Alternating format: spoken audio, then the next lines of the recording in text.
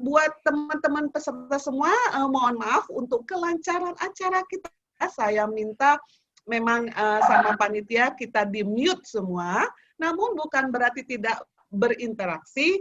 Ada kolom chat yang bisa sahabat semua gunakan untuk menanyakan apa atau apa saja. Ada ide, ada sharing, ada opini yang berbeda. Silahkan ditulis untuk disampaikan kepada siapa, dan mungkin kalau di slide-nya nanti di halaman berapa.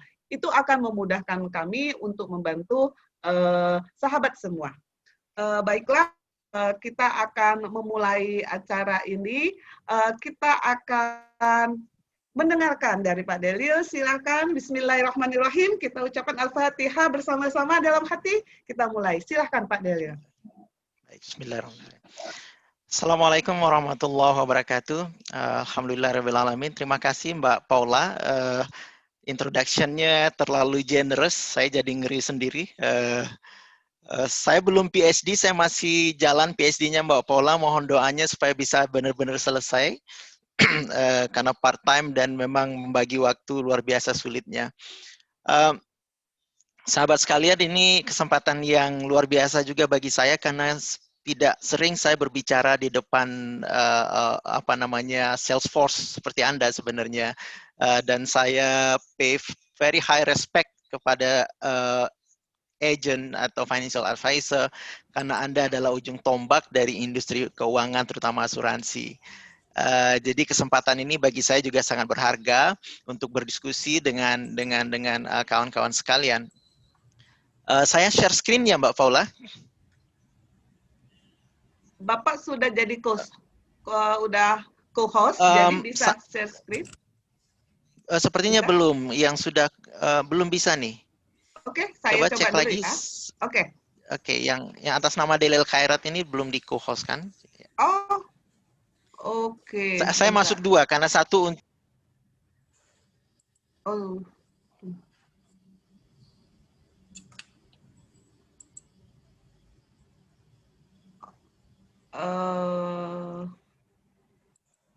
Oh, saya sudah, yang satu sudah, yang satu lagi yang mana ya Pak? Oke, saya cari lagi.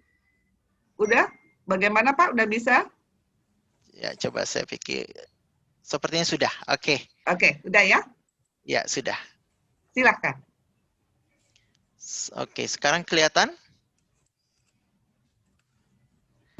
Belum Pak, masih perjalanan dan Samudra Hindia. Ya, sudah. Alhamdulillah. Oke, good.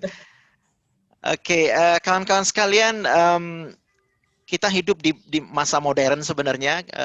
Mungkin sebagian besar dari kita lahir di zaman kemerdekaan modern, dan kita ketahui asuransi merupakan sesuatu yang sangat penting dalam kehidupan. Dan apa yang terjadi dengan asuransi, sebenarnya asuransi adalah menjadi tools yang sangat penting, krusial dalam mengelola risiko. Dengan asuransi, kita kenal asuransi konvensional, maksud saya, kita mengelola risiko dengan trading of risk. Jadi kita mengelola risiko dengan berdagang dengan risiko. Karena yang terjadi adalah risk transfer, atau kita mentransfer risiko dari kita sendiri kepada perusahaan asuransi, lalu kita bayar premi, gitu ya. Nah, risk transfer, risk trading seperti inilah yang bermasalah di sisi syariah. Jadi mengelola risiko itu sendiri, dealing with risk itu sendiri adalah sesuatu yang sangat dianjurkan oleh agama Islam sebenarnya. Jadi tidak ada permasalahan di situ, bahwa mungkin Anda pernah mendengar atau sering mendengar berkali-kali hadis yang sangat terkenal ketika seorang badui bertanya ke Rasulullah. Dia datang ke masjid Rasulullah membawa ontanya, dan dia bertanya apakah perlu ontanya diikat dulu atau dia langsung serahkan kepada Allah, dan Rasulullah mengatakan ikat dulu yang baik lalu baru tawakal kepada Allah. Jadi adalah ajaran Islam juga untuk memanage risk, untuk menurunkan risiko atau bahaya gitu. Masalahnya hanya bahwa syariah tidak bisa menerima cara kita memanage risk dengan risk transfer yang ada di konvensional. Jadi oleh karena itu, karena risk transfer itu sesuatu yang tidak diterima oleh syariah, maka kita harus mencari cara lain untuk menggantikan mekanisme risk transfer. Maka itulah yang terjadi di 40 tahun terakhir.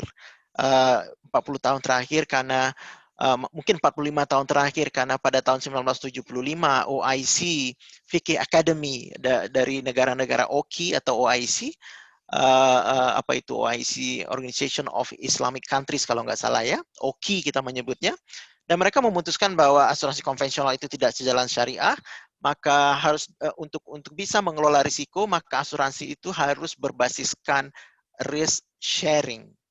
Risk sharing berbagi risiko, atau berbagi risiko itu di antara para pemilik risiko. Artinya tolong menolong gitu ya. Dari situlah lahir istilah takaful, dari kata-kata kafala yang artinya saling menjamin gitu ya. Ada juga yang mengatakan ta'awun. Ta'awun artinya saling menolong, tolong menolong. Nah, masalahnya sekarang adalah kita sudah punya konsep asuransi konvensional dan sudah sangat terbiasa dengan asuransi konvensional gitu ya. Tapi kita memerlukan satu konsep yang diterima oleh syariah, yaitu yang tidak menggunakan risk transfer. Apapun kita sebut namanya, mau disebut asuransi ataupun yang lain, tetapi yang jelas risk transfer tidak boleh dipakai. Jadi saya menganalogikan pada pesawat ini. Jadi ini permintaan Mbak Paula, pesawat tolong dibawa. Jadi ini saya kasih slide pesawat. Jadi begini, kalau seandainya asuransi konvensional itu kita misalkan sebagai sebuah pesawat terbang gitu ya, yang tidak bisa diterima itu hanya engine-nya saja. Jadi engine-nya, tetapi ini tentu engine merupakan komponen pesawat yang sangat penting, karena tanpa engine, tanpa mesin, pesawat tidak bisa terbang. Gitu ya. Sementara bagian pesawat yang lain, fuselage-nya, wings-nya dan sebagainya, interiornya semua diterima, begitu ya. Nah, dengan situasi ini kita punya dua pilihan nih, gitu ya. Pertama, apakah kita ganti pesawat itu secara keseluruhan, gitu ya.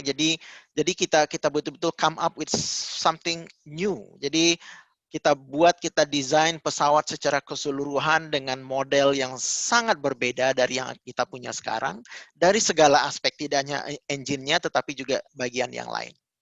Atau cara yang kedua adalah kita hanya mengganti engine-nya saja dengan engine yang bisa diterima itu. Nah, tentu yang pertama akan merupakan pekerjaan sangat besar, belum tentu kita bisa melakukannya.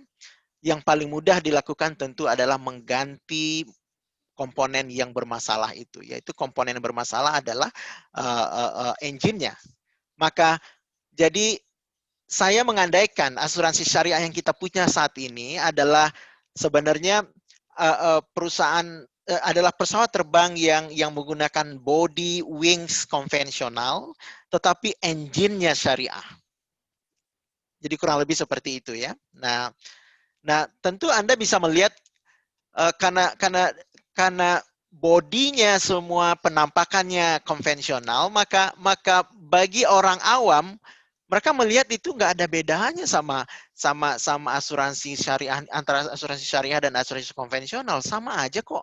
Perbedaan antara engine yang satu sama yang lain mungkin ada bedanya, tetapi tidak sangat berbeda bagi orang awam. Nah, itulah sekarang yang terjadi sebenarnya dengan asuransi syariah. Karena apa namanya, yang nampak oleh publik kita adalah bodinya saja, engine-nya tidak terlalu diperhatikan. Kita naik pesawat juga nggak terlalu ngelihat engine-nya kan. Kita lihat bagus nggak pesawatnya, masih baru nggak, masuk ke dalamnya, interiornya bagus nggak, kemudian entertainment-nya apa, dan seterusnya begitu ya. Nah itu yang membuat banyak publik yang tidak mampu melihat perbedaan antara asuransi konvensional dan asuransi syariah. Nah, kita lihat lebih lanjut apa masalahnya sebenarnya ya.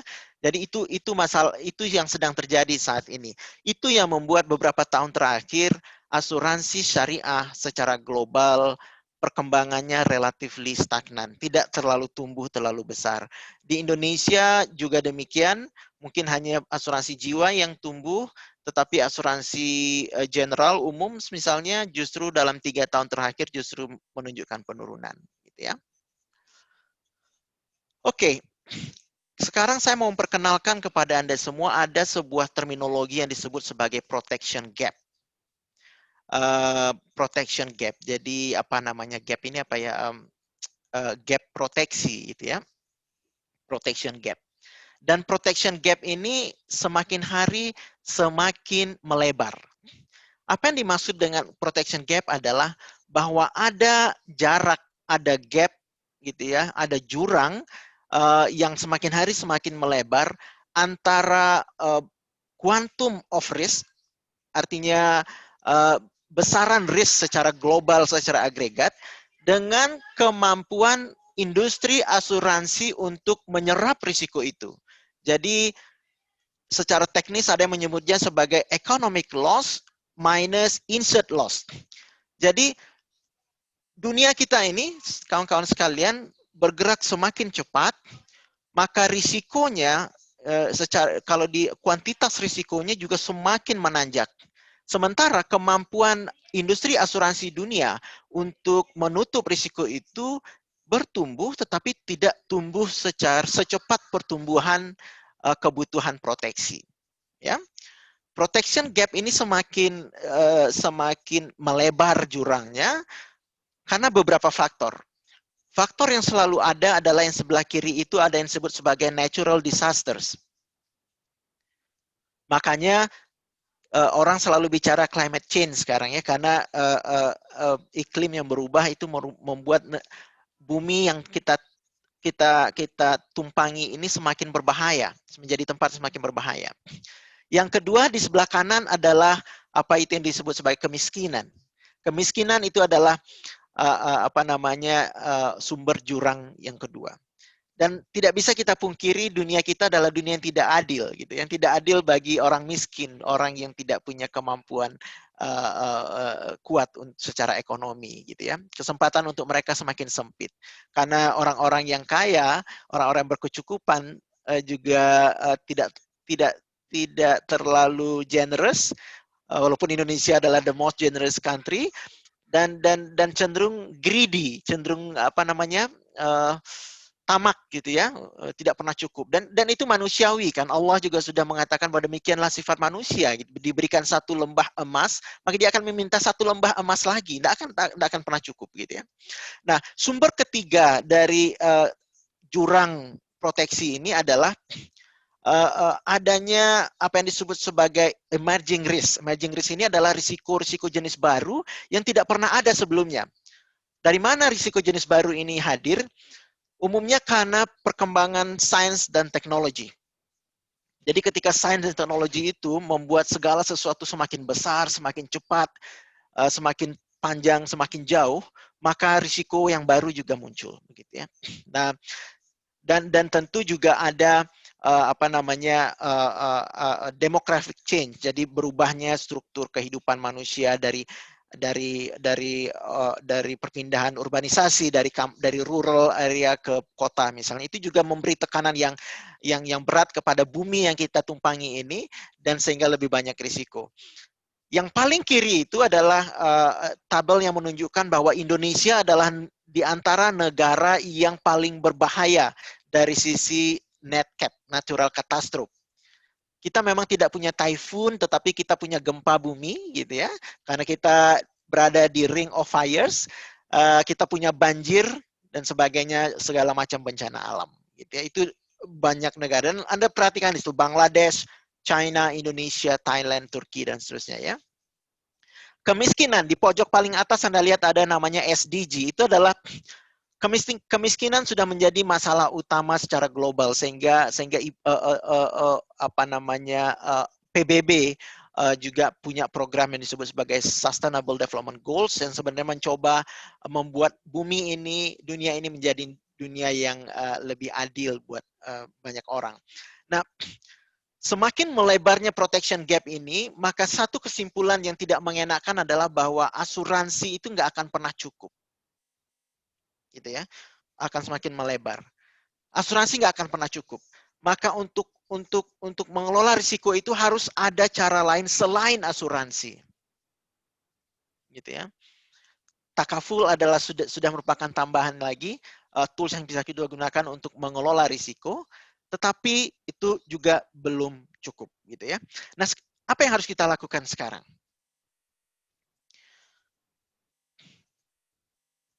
Jadi karena tadi kembali ke pesawat tadi ya, karena pendekatan kita 40 tahun yang lalu ketika memulai takaful asuransi syariah adalah dengan melakukan quick fix. Kita hanya menggantikan saja bagian yang bermasalah, yaitu engine atau risk transfer itu dengan risk sharing. Setelah itu, selain itu semuanya sama antara asuransi konvensional dan asuransi syariah. Disadari atau tidak, lama-kelamaan kita, industri asuransi, terjebak dalam jebakan mindset bahwa asuransi syariah itu, takaful itu adalah bagian dari asuransi konvensional. So, itu saya sebut sebagai mindset of insurance subset. Jadi, di bawah sadar kita berkata bahwa asuransi syariah ini adalah asuransi bagian dari asuransi konvensional. Begitu ya. Dengan demikian, kita mengatakan bahwa asuransi syariah itu selalu lebih kecil daripada asuransi konvensional. Ini yang saya sebut sebagai mindset of insurance subset. Nah, hari ini saya ingin mencoba membongkar mindset itu dan akan membalik mindset itu bahwa sesungguhnya yang sebenarnya yang terjadi adalah asuransi syariah atau takaful itu sebenarnya jauh lebih besar daripada asuransi konvensional. Gitu ya. Kenapa begitu? Kita mulai dari lingkaran yang di tengah itu. Ada sebuah buku yang ditulis oleh ulama kontemporer, Syekh Yusuf Qaradawi, orangnya masih hidup, mungkin sudah lebih dari 90 tahun, orang Mesir yang sudah lama tinggal di Qatar, di Doha. Salah satu bukunya adalah Islamic Economic Security System. Itu bahasa Arab sebenarnya, lalu ada terjemahan bahasa Inggrisnya, yang saya baca adalah bahasa Inggrisnya, saya nggak bisa bahasa Arab. Islamic Economic Security System. Apa yang dikatakan oleh Yusuf Qaradawi dalam buku ini secara singkat adalah bahwa Islam itu telah memiliki sistem ekonomi security sendiri yang sangat kokoh. Dan itu seperti lapisan-lapisan dari dalam keluar, seperti bola lapisan dari dalam keluar. Gitu ya. Seperti bumi kita juga itu terdiri dari lapis-lapisan yang berbeda sampai ke kerak bumi. Lapisan yang paling dalam itu adalah keluarga inti atau kita menyebutnya atau core family. Ayah, ibu, dan anak-anaknya.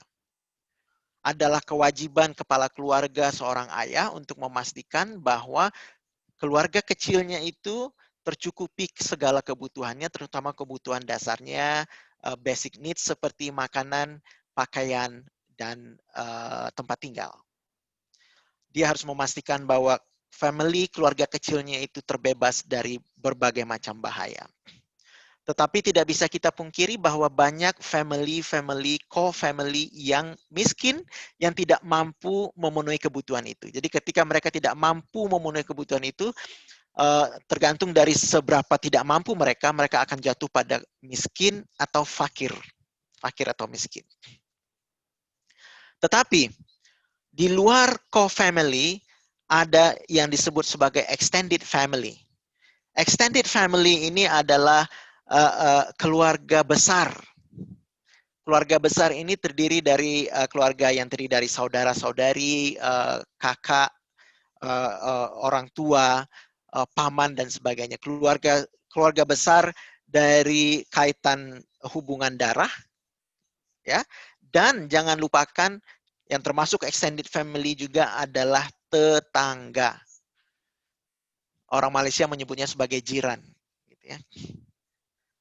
Karena Rasulullah mengatakan bahwa tidak diterima Islam seseorang, gitu ya, apabila dia kenyang, tetapi jirannya ada yang kelaparan. Dan ada entah hadis, entah ulama yang menafsirkan bahwa yang dimaksud jiran itu adalah 40 rumah ke depan, 40 rumah ke belakang, 40 rumah ke samping kiri dan kanan. Gitu ya. Itu adalah extended family. Apabila extended family masih juga tidak mampu memenuhi kebutuhan mereka, tidak mampu memproteksi anggota mereka, keluarga besar mereka, baru zakat akan turun tangan. Dan Anda tahu zakat itu sudah jelas peruntukannya. Jadi zakat adalah salah satu, dia menjadi salah satu pilar Islam, rukun Islam, dan ketentuannya sangat detail. Siapa yang harus wajib mengeluarkan zakat dan siapa yang juga bisa menerima zakat yang kita kenal sebagai asnaf itu. Dan kita ketahui fakir dan miskin, orang berhutang adalah di antara asnaf yang boleh menerima zakat. Gitu ya. Jadi sudah 3 lapis tuh yang bekerja. Tapi Anda perhatikan bahwa zakat itu terbatas. Zakat itu benar-benar dibutuhkan hanya untuk orang yang 8 itu saja. Jadi betul-betul untuk memproteksi community, umat dari risiko-risiko mendasar kalau orang asuransi mengatakannya ya. Nah, sementara itu dia memang wajib, tetapi seorang yang tahun ini wajib mengeluarkan zakat, tahun depan mungkin bisnisnya nggak bagus, dia menjadi tidak wajib mengeluarkan zakat. Jadi dari sisi input pun zakat bisa turun naik juga ya. Nah, oleh karena itu kita punya yang lain di lapisan di atas zakat yang sedekah atau wakaf dan wakaf. Gitu ya. Berbeda dengan zakat, sedekah dengan wakaf ini sifatnya tidak compulsory, tidak wajib. Dan karena tidak wajib, penggunaannya, peruntukannya juga bisa lebih luas. Asal itu untuk kebaikan. Begitu ya. Nah, kita punya sedekah dan wakaf. Dan Allah juga sangat memompa kita, encourage kita untuk bersedekah, bahwa sedekah jariah itu akan terus mengalir sepanjang masa hingga hari kiamat, bahkan setelah kita meninggal sekalipun. Nah, sampai di situ itulah sebenarnya Islamic Economic Security System. Lalu di mana posisi takaful, asuransi syariah? Asuransi syariah ada di lapisan terluar setelah family, extended family, zakat, sedekah, dan takaful. Nah, inilah yang mestinya menjadi dasar bagi kita dalam mendesain produk takaful dan menjual, memasarkan produk takaful kepada publik. Nah, mari kita lihat sekarang apa yang terjadi di lapangan. Apakah sudah benar cara kita mendesain produk takaful dan cara kita menjual produk-produk takaful? Pernahkah kita memikir, karena takaful itu posisinya adalah di posisi terluar dari sistem economic security Islam, gitu ya. Maka takaful itu harus sadar bahwa sebagai lapisan terluar, dia merupakan bagian yang paling nggak penting. Itu yang pertama. Yang kedua, takaful harus sadar bahwa kalau dia ingin berperan, dan kalau dia ingin survive, dan kalau dia ingin sustainable, takaful, dia harus memastikan lapisan-lapisan di dalamnya itu juga survive dan sustainable. Kalau lapisan di dalamnya hancur, lapisan terluar juga akan hancur. Explosion itu selalu datangnya dari luar, dari dalam kan. Kalau kita pompas bola itu secara terus-menerus gitu ya, maka dari dalam akan explode dan lapisan terluar juga akan kocar-kacir. Dengan demikian, mestinya ketika mendesain produk takaful dan menjual takaful, kita harus sadar bahwa selain takaful, ada tools-tools lain yang justru lebih penting daripada takaful, bahkan diwajibkan dituntun oleh Al-Quran dan hadis Rasulullah mengenai keberadaannya. Dan itu lebih penting diselamatkan dan diperkuat. Sehingga kalau kita sudah punya kesadaran seperti ini, maka kita akan keluar dengan produk-produk yang sifatnya memperkuat lapisan di dalamnya, memperkuat co-family, extended family, zakat, sedekah, dan seterusnya. Saya belum melihat produk asuransi syariah yang secara komprehensif telah menggabungkan semua lapisan-lapisan ini. Gitu ya. Kemudian, dalam sisi menjual, 13-14 tahun lalu ketika saya masih di Jakarta, belum keluar, saya dan istri saya sempat berpikir bahwa kami sudah punya 2 anak waktu itu, lalu kami berdua bekerja full time di Jakarta, tinggalnya di Bekasi. Jadi Bekasi, Jakarta seperti Anda ketahui, Bekasi itu kan republik sendiri itu ya. Orang Bekasi mau masuk Jakarta katanya pakai paspor dan demikian seterusnya gitu. Saking jauhnya karena macet gitu ya. Jadi kita berdua spending waktu very much di Jakarta dan di jalan. Masing-masing nyetir sendiri-sendiri karena kantornya juga berbeda. Sehingga waktu untuk anak-anak sangat terbatas dan kami berpikir ini kehidupan yang nggak ideal. Ini bukan keluarga yang kita cari. Kita harus cari solusinya. Salah satu solusinya adalah istri saya harus berhenti bekerja.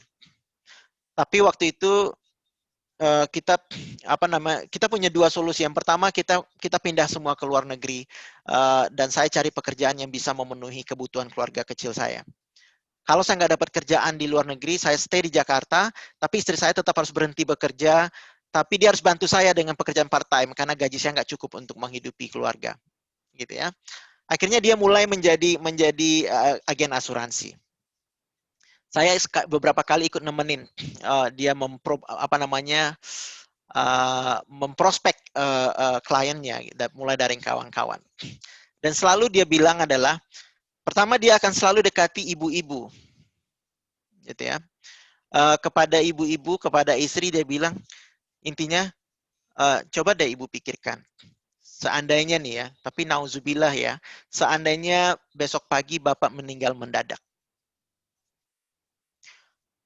bagaimana dengan nasib keluarga ibu? Ibu tidak bekerja, siapa yang akan menafkahi keluarga, siapa yang bayar cicilan rumah, cicilan mobil, bayar sekolah anak-anak? Bagaimana masa depan anak-anak? Dan seterusnya, dan seterusnya.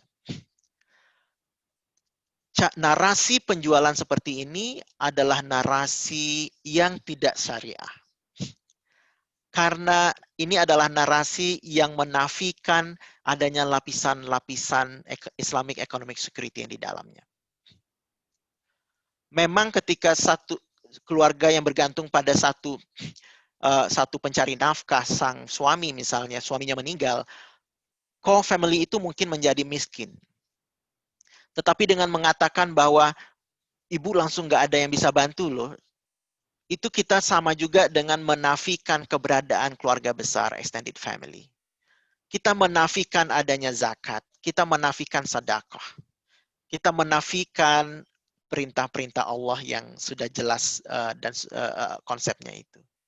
Seolah-olah begitu owner-nya meninggal, maka sebuah keluarga itu langsung jatuh miskin, helpless, tidak ada yang bisa menolong sama sekali.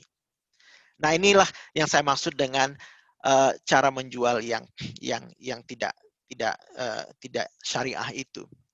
Seandainya kita bisa memanfaatkan ini, seandainya kita bisa keluar dengan produk-produk asuransi syariah yang mampu mengkombinasikan semua lapisan-lapisan itu, maka yakinlah kita akan bisa menyelesaikan permasalahan-permasalahan yang menyebabkan terjadinya jurang proteksi yang kita sebut di awal tadi, terutama memecahkan masalah kemiskinan. Karena takaful kita desain untuk memperkuat lapisan-lapisan yang lain.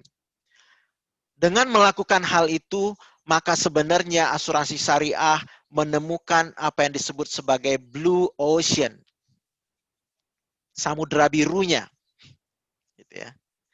Dan itulah jalan pintu masuk bagi asuransi syariah untuk mengalahkan asuransi konvensional. Itulah langkah pertama bagi asuransi syariah untuk menjadi lebih besar daripada asuransi konvensional. Kalau Anda setua saya tahun ini 45 tahun, maka di awal tahun 2000-an, di awal milenium ini, ada buku yang sangat terkenal, sangat happening viral, judulnya Blue Ocean Strategy. Itu Pak Deli, sampul. Ya, permisi. silakan. Menarik. Boleh ya tanya ya. Silakan. Mewakili suara orang sales termasuk saya nih yang kemarin dikilik-kilik. Sebelumnya Pak, yang slide sebelumnya sangat menarik bahwa kita Islamic Economic Security System. Jadi sebagai orang Islam kita sangat percaya bahwa memang seperti katakanlah saya juga bertahun-tahun salah waktu menyalurkan infak lah gitu ya. Itu nomor berapa tuh ya?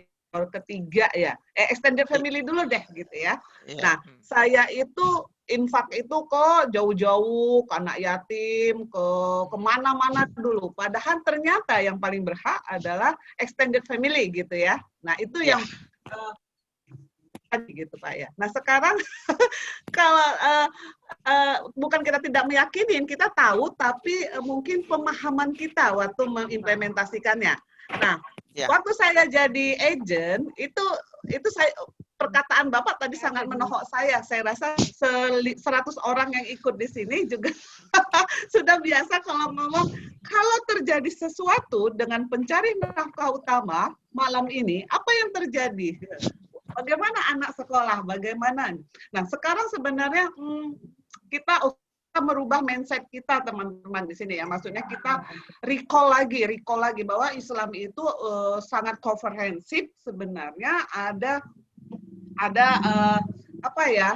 Garda 1, garda 2 untuk perlindungan keuangan keluarga. Nah, kemudian kenapa kita melakukan itu? Karena itu tadi benar Pak, karena di konven, karena kita kebanyakan dari konven dulu kan semuanya, jadi ngomongnya kalau meninggal hari ini gimana gitu. Itu termasuk tidak syariah ya, tidak syar'i ya Pak. Gimana coba diulang lagi berarti nggak Pak? Jadi karena satu lagi gini Pak, saya menariknya tadi kalau sistem ini sudah berjalan dengan baik dan benar. Nah, zakat aja di Indonesia itu potensinya ratusan triliun lah gitu ya, sama dengan PDP kita. Tapi akhirnya baru bisa terdeteksi oleh Lasnas dan Basnas hanya 9 triliun gitu. Walaupun saya percaya orang bayar zakat, tapi dia langsung sendiri gitu loh. Jadi apa nih, kami ini kan berada di tengah-tengah, kami ini pembisnis asuransi Bapak enaknya. Jadi Mbak Paula dan kawan-kawan sekalian, saya tidak menyalahkan sepenuhnya tenaga pemasar asuransi. Ini masalah yang sangat besar dan tidak bisa diselesaikan oleh kita di industri asuransi saja, gitu ya. Memang ada kesalahan dari sisi perusahaan asuransinya ketika mereka sudah masuk ke asuransi syariah, mereka desain produknya itu tadi sebenarnya adalah produk asuransi konvensional, dibuang risk transfernya, diganti dengan risk sharing, jadilah dia syariah.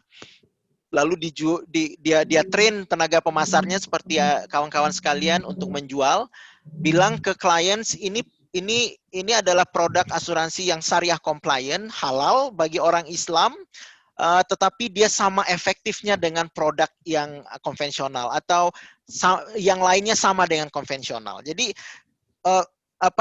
message yang selalu kita masukkan ke publik adalah asuransi konvensional dan syariah itu sebenarnya sama saja, yang satu halal, satu haram karena satu risk transfer, sharing dan sebagainya. Gitu ya. Tapi masalah yang lebih besar sebenarnya adalah bahwa lapisan-lapisan di dalam itu juga tidak kuat saat ini, dan itu bukan kesalahan kita.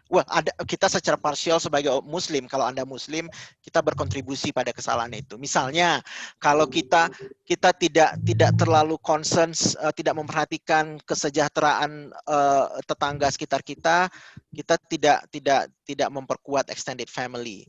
Kalau kita nggak bayar zakat secara rutin, kita juga memperlemah sistem itu. Apalagi kalau kita nggak memperhatikan core family kita yang udah kebangetan gitu ya. Nah, apalagi kalau kita malas sedekah gitu ya. Sedekah cuma kalau bapak-bapak cuma pas sholat Jumat aja gitu ya. Itu pun kalau tabung sedekahnya lewat di depan. Kalau enggak juga misalnya.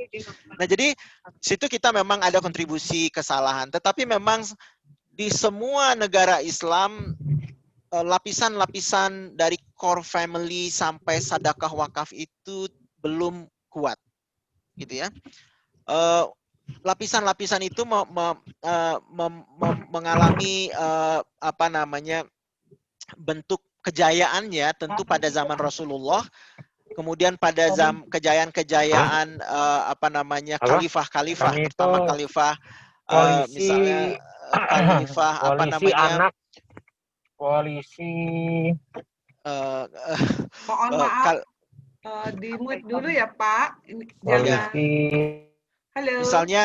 Misalnya yang paling terkenal di zaman Khalifah Umar bin Abdul Aziz misalnya, di mana Baitul Mal yang menampung uang zakat, sedekah dan wakaf itu berlebihan ininya jumlahnya, sehingga Khalifah Umar bin Abdul Aziz udah keliling negerinya udah nggak nemu lagi orang miskin.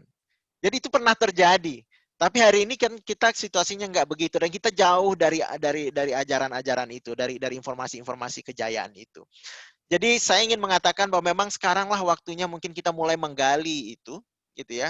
Saya cuma pengen memperlihatkan kepada kawan-kawan sekalian bahwa ada samudra yang luas yang belum kita selami, yaitu ini dia Islamic Economic Security System. Dan kalau kita selami itu, kita akan disuguhi demikian banyaknya terumbu karang yang indah-indah, gitu ya, peninggalan dari masa-masa awal Islam dan kejayaan Islam, yang mestinya bisa kita bawa, kita rejuvenate ke masa kita saat ini, begitu. Kita ambil kebijaksanaan itu, kita bawa ke dalam setting kita. Jadi ini pekerjaan besar dan pekerjaan panjang. Mungkin generasi kita belum akan melihat kesuksesannya, tapi paling tidak dengan kesadaran yang kita peroleh hari ini, kita mulai berkontribusi dengan langkah-langkah kecil kita untuk mewujudkan itu, berkolaborasi dan berkooperasi dengan berbagai pihak. Kurang lebih demikian, Mbak Paula. Baik, mengerti. Bisa lanjut, Pak. Waktunya 10 menit lagi ya. Oke. 10 menit lagi, oke. Jadi itulah yang namanya blue ocean, gitu ya. Jadi sebenarnya tanpa kita sadari, kita di industri asuransi syariah ini terutama memiliki sebenarnya our own blue ocean, samudra biru kita sendiri. Apa itu blue ocean? Blue ocean itu adalah sebenarnya kita memiliki market sendiri yang terpisah dari market konvensional yang merah berdarah-darah itu. Begitu ya. Hanya saja market itu yang biru itu tidak kita selami sekarang. Kita masih kita cuma berenang di atasnya aja di permukaan, dan kita tetap menyibukkan diri di red ocean, di samudra merah yang berdarah-darah itu. Jadi hari ini kita hendaknya mulai melihat ke blue ocean kita, gitu ya. Itu detail mengenai blue ocean. Anda juga bisa baca bukunya lagi. Slide terakhir. Jadi blue ocean itu merupakan samudera luas, menawarkan banyak hal. Almost unlimited, gitu ya. Kalau orang bule bilang the sky is the limit, gitu ya. Jadi tidak berbatas. Batasnya adalah kreativitas kita sendiri, gitu ya. Demikian banyak yang bisa kita coba di situ. Kita gabungkan dengan banyak hal, dengan lingkaran-lingkaran tadi salah satunya, dan dengan aspek-aspek yang lain. Pokoknya dimanapun kita berada, kita mencoba memasukkan asuransi syariah takaful itu menjadi satu komponen penting untuk mengelola risiko. Gitu ya. Bentuk nama kan nggak penting begitu. Nah, kalau kita memang harus berkreativitas, berinovasi secara liar seperti itu, free your mind, gitu ya. Lihat apapun di sekitar Anda yang bisa Anda buat, bisa Anda desain, memberikan manfaat. Maka yang perlu kita lakukan adalah kita harus tahu mercusuar kita, guidance kita, gitu ya. Lighthouse kita, mercusuar kita. Kalau kita udah tahu itu mercusuar kita, maka kita siap untuk membebaskan pikiran kita, inovasi kita, kreativitas kita untuk menghasilkan produk-produk, solusi-solusi yang berguna buat umat, buat publik, buat customer, juga berguna buat kita mendatangkan keuntungan secara komersial juga. Begitu ya.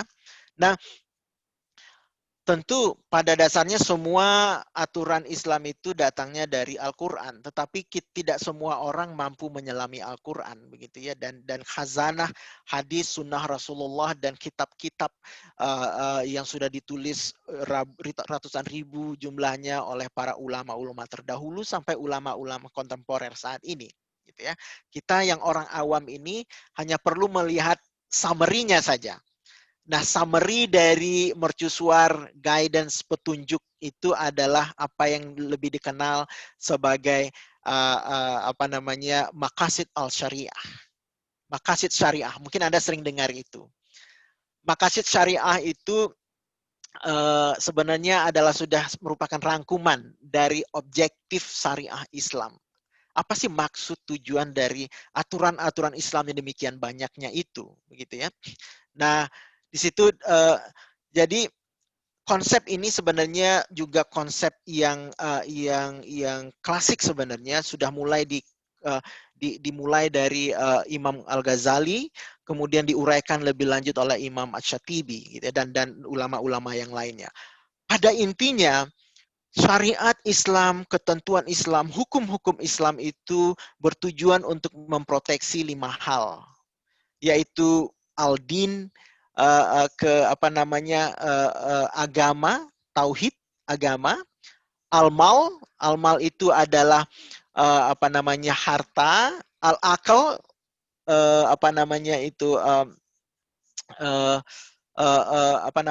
al-akal itu pemikiran, al-nasl itu saya lupa, dan al-nasaf salah satunya itu adalah kehidupan dan juga keturunan, gitu ya. Saya lupa yang mana, gitu ya. Keturunan. Oleh karena itu salah satu ketentuan Islam yang paling penting misalnya adalah tidak boleh berzina. Itu adalah dan jangan dekati zina, la taqrabu zina, karena berzina itu merusak sendi-sendi keluarga co-family dan juga merusak, mengotori keturunan, gitu ya. Dan untuk setiap itu kita mesti membuat prioritas. Ada yang skalanya darurat, ada yang hajiat, ada yang tahsiniyat. Darurat itu penting, memang harus ada, wajib ada. Hajiat itu boleh ada, boleh enggak. Tapi kalau dia enggak ada, dia akan mengganggu performance, mengganggu kestabilan. Nah, yang namanya tahsiniyat itu memang aksesoris, enggak penting, enggak perlu ada. Dan dia hanya perlu diadakan kalau yang darurat, yang hajiat udah tercukupi, baru tahsiniyat. Gitu. Jangan dibalik, kita memfokuskan yang tahsiniyat dulu, baru daruriyat. Nah, ini dalam panjang. Tapi intinya demikian ya. Dan lingkaran yang di luar itu adalah sebenarnya beberapa panduan mengenai bagaimana Islam, seseorang Muslim itu bermuamalah atau menjalankan kegiatan ekonominya, begitu. Nah, itu adalah intinya merupakan beberapa panduan. Misalnya Islam punya prinsip bahwa protection and social security itu untuk semua orang, tak terkecuali apapun agamanya, gitu ya, untuk semua orang. Social functioning ownership, kepemilikan itu punya fungsi sosial. Jadi harta kita itu punya fungsi sosial. Jadi harta kita itu makanya kita keluarkan zakat atas harta kita, fungsi sosial. Responsible freedom, kita bebas dengan apa kita miliki, tetapi responsible. Kebebasan kita terikat dengan kebebasan orang lain. Kebebasan kita tidak boleh mengganggu kebebasan orang lain. Halalan toyiban production. Apapun yang kita konsumsi haruslah halal dan toyib. Mutual cooperation. Kerjasama yang saling menguntungkan. Profit and risk sharing muamalat. Makanya asuransi juga menggunakan risk sharing. Kemudian honest and fair exchange on voluntary agreement basis. Ketika kita bertransaksi terutama jual beli, maka kita harus jujur dari kedua belah pihak, pembeli maupun penjual, dan exchange pertukaran itu haruslah berdasarkan keridhaan kedua belah pihak, kerelaan kedua belah pihak.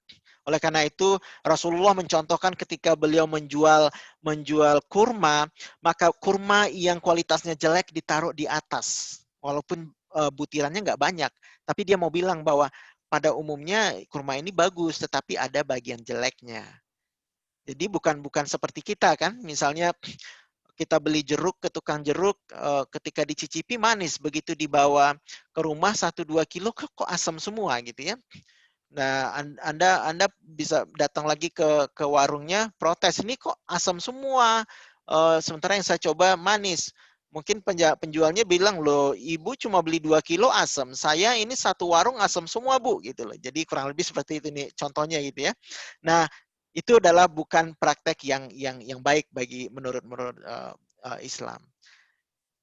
Kurang lebih demikian Mbak Paula yang bisa saya sampaikan. Mohon maaf kalau kelamaan waktunya, tapi intinya itulah yang bisa saya share dengan kawan-kawan untuk sore ini. Silakan kita lanjutkan dengan Mbak Santi dan question, tanya jawab.